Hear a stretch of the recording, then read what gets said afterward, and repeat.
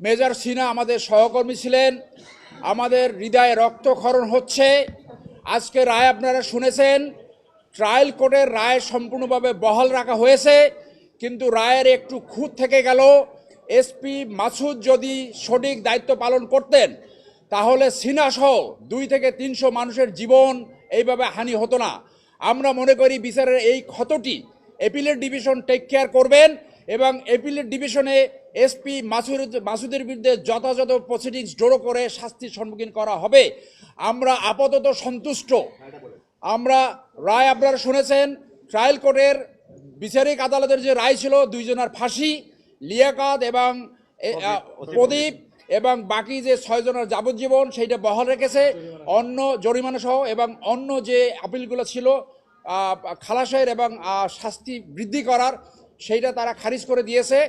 এখন এটা as usual death reference হিসেবে অ্যাপিলেট ডিভিশনে যাবে। তারপরে যদি রিভিউ হয় রিভিউ হবে এবং প্রেসিডেন্ট মার্জনা তারপরে এইটা এক্সিকিউশন কার্যকরী হবে। আমরা আশা করব আপনাদের মাধ্যমে যে এই স্টেপসগুলা দ্রুত নিষ্পত্তি করে দ্রুত রায় কার্যকর করা হবে। এবং আবারও বলবো, এসপি মাসুদকে অবশ্যই বিচারের সম্মুখীন করতে হবে।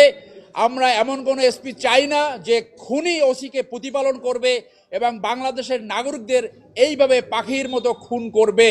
অতএব SP Masud should B A case story এবং এসপি মাসুদকে অ্যাপিলেট ডিভিশন বিচারের আওতায় আনবে বলে আমরা আপনাদের মাধ্যমে জাতির কাছে এবং বিচার বিভাগের কাছে আশাবাদ ব্যক্ত করব।